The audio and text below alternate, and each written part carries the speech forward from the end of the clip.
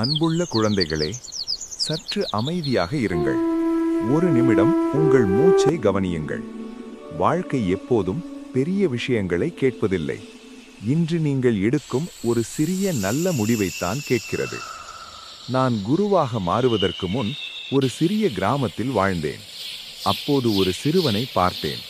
அவன் எப்போதும் மற்றவர்களுடன் தன்னை ஒப்பிட்டு மனம் தளர்ந்தவன்.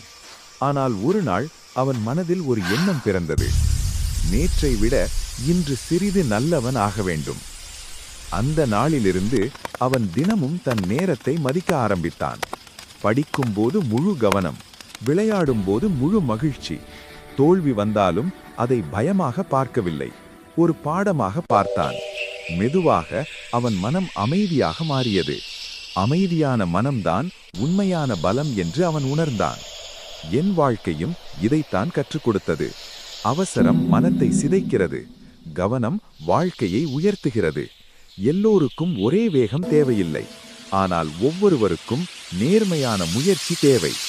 குழந்தைகளே, இன்று இரவு தூங்குவதற்கு முன் உங்களிடம் கேட்டுக்கொள்ளுங்கள், நான் இன்று என்ன கற்றுக்கொண்டேன்?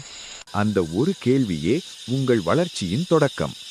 அமைதியாக வளருங்கள், சிறிய முயற்சிகளை நம்புங்கள். நேரம் உங்களை சரியான இடத்துக்கு கொண்டு செல்லும். இதுவே என் அனுபவம், இதுவே என் ஆசீர்வாதம்.